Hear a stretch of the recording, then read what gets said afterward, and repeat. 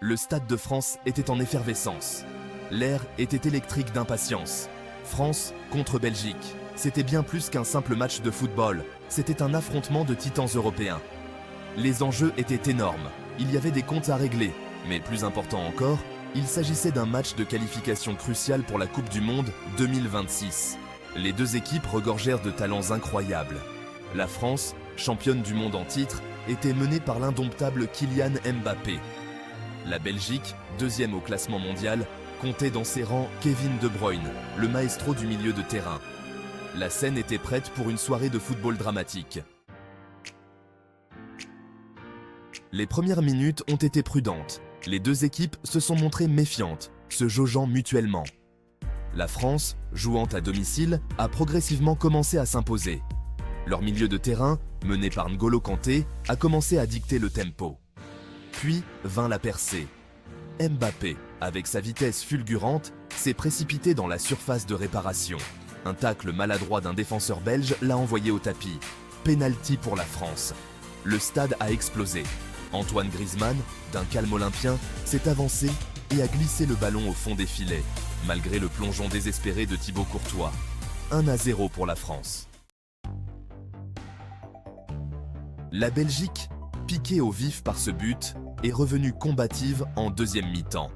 Ils ont poussé vers l'avant avec plus d'insistance. De Bruyne, tirant les ficelles au milieu de terrain, a commencé à créer des occasions. Romelu Lukaku, le puissant attaquant belge, était une menace constante. Leur persévérance a fini par payer. Une contre-attaque rapide a pris la France au dépourvu. De Bruyne a lancé Yannick Carrasco sur le côté gauche. Le centre de Carrasco a trouvé Lukaku seul au point de pénalty. Lukaku n'a pas tremblé, propulsant une tête puissante hors de portée d'Hugo Lloris dans le but français. Un partout. Le match était relancé. Section 4. Un compte à deux temps. Le match s'était transformé en une bataille tactique tendue. La France, connue pour son jeu offensif flamboyant, a été contrainte de défendre en profondeur. La Belgique, sentant une opportunité, a continué à presser. Le momentum avait changé de camp. La tension était palpable. Chaque tacle, chaque passe était disputée avec férocité. La foule, au bord de son siège, encourageait ses équipes à plein poumon. C'était du football de bout en bout. Mais qui allait craquer en premier ? Section 5. Coup de théâtre, carton rouge. Le tournant du match est survenu à la 75e minute. Un tacle imprudent de Thomas Meunier, déjà averti, sur Mbappé lui a valu un deuxième carton jaune, puis un carton rouge. La Belgique était réduite à 10. Ce fut un coup dur pour la Belgique. Jouer en infériorité numérique contre une équipe du calibre de la France allait forcément être une bataille difficile. Allait-il pouvoir tenir le match nul ? Section 6, triomphe tactique et ténacité. La France, sentant le sang, s'est ruée à l'attaque. Des vagues d'attaques successives se sont abattues sur la défense belge.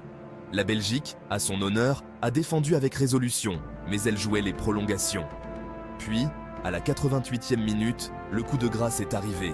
Mbappé, qui d'autre, a reçu le ballon à l'entrée de la surface.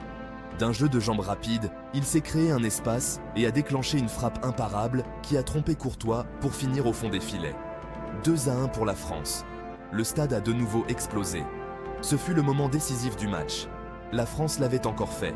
Ils avaient fait preuve de leur esprit de champion. Ils avaient résisté à la tempête. Et ils étaient sortis victorieux. C'était une soirée inoubliable pour les supporters français. Pour la Belgique, c'était une soirée de regret. Mais ils reviendraient, plus forts et plus déterminés. La rivalité était toujours bien présente.